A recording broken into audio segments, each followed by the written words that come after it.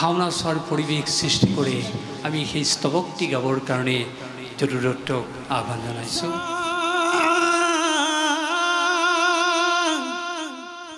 শ্ৰীমতী যশোদা ধুন্দুকাৰী তেওঁলোকে ভাগৱত শ্ৰৱণ কীৰ্তন কৰি তেওঁলোকে মুক্তি লাভ কৰিছিলে। সেয়ে আমাক কোৱা হৈছে যে আমি যদি প্ৰকৃতাৰ্থত সেই ভাগৱতৰ আশ্ৰয় গ্ৰহণ কৰোঁ, আমিও আমাৰ জীৱনৰ ভুলৰ শুধৰণি কৰিব পাৰোঁ। আজি নাটখনে আমাক তেনে শিক্ষা প্ৰদান কৰিব। আজি বৰ্তমান কলিযুগত মানুহে হিতাহিত জ্ঞান হেৰুৱাই পেলায়। কলিযুগত মানুহে বিবেকৰ বিচাৰ নোহোৱা কৰে, যাৰ কাৰণে কটাকটি মৰামৰি হিংসা দেশ অনবৰতে বৃদ্ধি পায়। আৰু যদি আমি কলি থকা চৰিত্ৰৰ প্ৰতি সাৱধান হওঁ, তেতিয়াহ'লে নিশ্চয় আমি কলিৰ দুখযুক্ত পৰিৱেশৰ পৰা পৰিত্ৰাণ পাম আৰু আমাৰ অসূয়া অপ্ৰীতি নিশ্চয় নাইকিয়া হ'ব আৰু আমি শান্তিৰ পৰিৱেশ কেৱল লাভ কৰিম। আজি ভাওনাখনে সেই বাৰ্তাকে আপোনালোকৰ আগত প্ৰদান কৰিব। সেয়ে আমি আৰু দীঘলীয়া কৰিব খোজা নাই। ভাওনাৰ আগে আগে গায়ন বায়নে যি স্তৱক গায় ভাওনা চোৱাৰ পৰিৱেশ সৃষ্টি কৰে, আমি সেই স্তৱকটি গাবৰ কাৰণে জৰুৰতক আহ্বান জনাইছোঁ।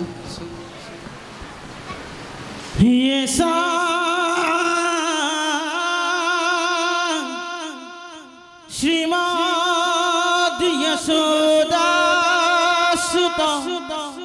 পদকমলে নাস্তি ভক্তি নরানা ইয়েসা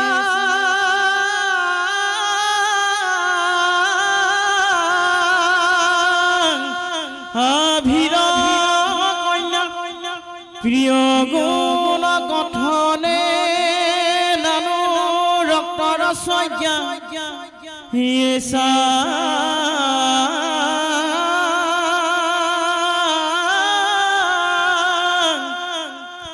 শ্রীকৃষ্ণ লীলা ললিতা গুণ কথনে সাদর নৈপ করুণ ধিগতান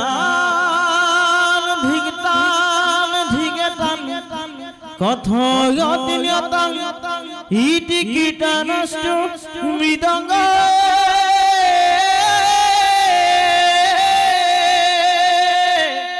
হেরা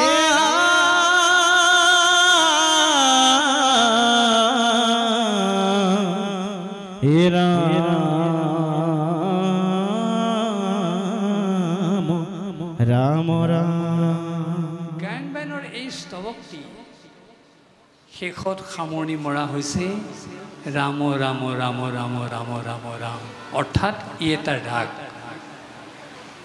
আমাৰ সত্ৰীয়া জীৱনত বহুত ৰাগ আছে, তাৰ ভিতৰত গুৰি ৰাগ টানা নানা নানা, অৰ্থাৎ ৰাগৰ গুৰি টানা নানা। টানা নানা নিশিকাকৈ বেলোৱা ৰাগ, আখৰি ৰাগ কোনো ৰাগেই গাব নোৱাৰে। আৰু এই টানা নানা শব্দৰ তাৎপৰ্য কি? তাৰ শব্দটো আত্মন শব্দৰ পৰা আহিছে। সংস্কৃত আত্মন শব্দৰ পৰা পালি প্ৰাকৃত হৈ আত্মা হৈছে, আত্মাৰ পৰা আত্মা হৈছে, আত্মাৰ পৰা আতা হৈছে, আতাৰ পৰা তা হৈছে, অৰ্থাৎ তা নাই নাই নাই, তাৰমানে আত্মাৰ বিনাশ নাই নাই নাই। ভাওনাৰ গায়ন বায়নে সেই ৰাগৰ গুৰি টানা নানা গীতটোৰ ৰাগটোৰ যোগেদি সেই আত্মাৰ যে বিনাশ নাই, দেহটোৰে যে বিনাশ আছে, সেই কথা প্ৰতিপন্ন কৰিছে। আৰু তাৰ লগে লগে সেই গীতটোৱে এই কথা কৈছে, যাৰ শ্ৰীকৃষ্ণৰ চৰণ কমলত ভক্তি নাথাকে, যিসকলে আভিৰ কন্যা গোপীসকলৰ কথাত মনোযোগ নিদিয়ে, যিসকলে শ্ৰীকৃষ্ণৰ লীলা কথাত সাদৰেৰে শ্ৰৱণ নকৰে, ধিকেতাং ধিকেতাং কথয়তি নিয়তং কীৰ্তনস্তু মৃদংগ, তেওঁলোকক বোলে খোল মৃদংগই ধিক্কাৰ দিছে। অৰ্থাৎ কৃষ্ণ ভক্তিহীন জীৱন এডাল জগা কাঠৰ দৰে। জগা কাঠ নগৰীয়া মানুহে সাধাৰণতে নেদেখে, কিন্তু নৈপৰীয়া মানুহে জগা কাঠ চিনি পায়। যেতিয়া ভৰা ব্ৰহ্মপুত্ৰত সেই কোলা কেটেপা কাঠডাল উটি আহে, নৈ কাষৰীয়া মানুহে সেই কোলা কেটেপা কাঠডাল ঘৰলৈ লৈ আহে। আনি কি কৰে? একো কৰিব নোৱাৰে। তাক জুই পুৰি পুৰি সামান্য শীতৰ পৰা ল'বৰ কাৰণে তাৰ তাপ গ্ৰহণ কৰে। কিন্তু সেই একেখন নৈতে এডাল যদি মূল্যৱান কাঠ উটি আহিছে, সেই মূল্যৱান কাঠডাল যদি নৈপৰীয়া মানুহে ধৰি আনিছে, সেই মূল্যৱান কাঠডালৰ পৰা মূল্যৱান সম্পদ তৈয়াৰ কৰিব পাৰে। আহক, আমি কোনেও জগা কাঠ হ'বলৈ নিবিচাৰোঁ।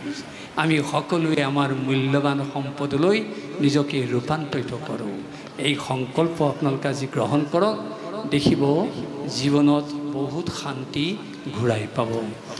আজি মানিক ভাইটি, সেৱকীসকলে, ঘৰৰ পৰিয়ালৰ লোকসকলে যিদৰে এই ভাওনাখন আগবঢ়াইছে, আমি আশা কৰিছোঁ তেওঁলোকৰ শিৰত নিশ্চয় সেই মহাপ্ৰভু গোবিন্দই কৃপাশীষ বৰিখন কৰিব, বাধা বিঘিনি দূৰ হৈ যাব, পীড়াপিষ্টি নাইকিয়া হ'ব। আমিও সমস্তৰে গায়ন বায়ন সমন্বিতে সকলোকে তেনে এটি হৰিধ্বনি কৰিবলৈ আহ্বান জনাইছোঁ, তেওঁলোকৰ যাতে মনোবাঞ্ছা পূৰণ হয়। জয় ৰাম বোলা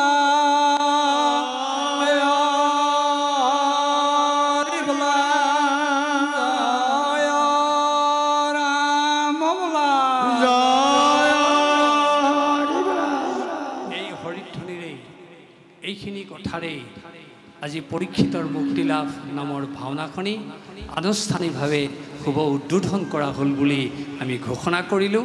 নমস্কাৰ। তাৰ উদাহৰণ ধুন্দুকাৰী। তেওঁলোকে ভাগৱত শ্ৰৱণ কীৰ্তন কৰি তেওঁলোকে মুক্তি লাভ কৰিছিলে। সেয়ে আমাক কোৱা হৈছে যে আমি যদি প্ৰকৃতাৰ্থত সেই ভাগৱতৰ আশ্ৰয় গ্ৰহণ কৰোঁ, আমিও আমাৰ জীৱনৰ ভুলৰ শুধৰণি কৰিব পাৰোঁ। আজি নাটখনে আমাক তেনে শিক্ষা প্ৰদান কৰিব। আজি বৰ্তমান কলিযুগত মানুহে হিতাহিত জ্ঞান হেৰুৱাই পেলায়। কলিযুগত মানুহে বিবেকৰ বিচাৰ নোহোৱা কৰে, যাৰ কাৰণে কথাকথি মৰামৰি হিংসাৰ দেশ অনবৰতে বৃদ্ধি পায়।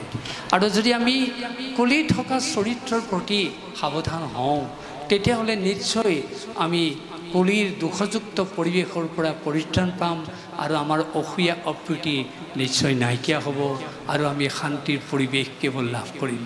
আজি ভাওনাখনে সেই বাৰ্তাকে আপোনালোকৰ আগত প্ৰদান কৰিব। সেয়ে আমি আৰু দীঘলীয়া কৰিব খোজা নাই।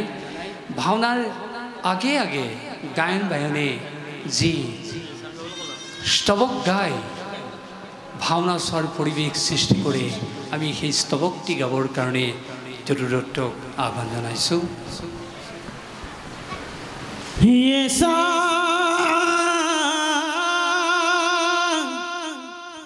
শ্রীমদ যশোদা সুত পদকমলে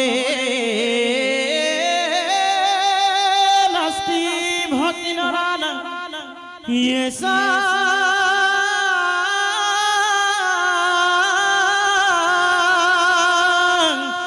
আভির কন্যা প্রিয় গুণ কথনে নানু রক্তর সজ্ঞা ইয়েসা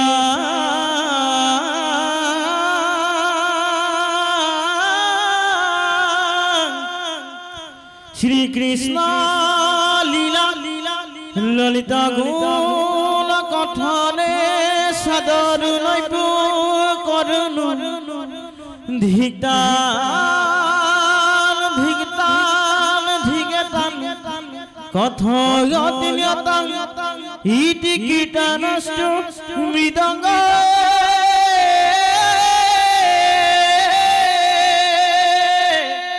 হেরা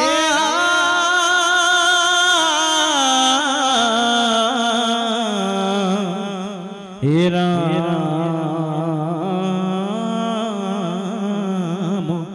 ৰাম ৰাম।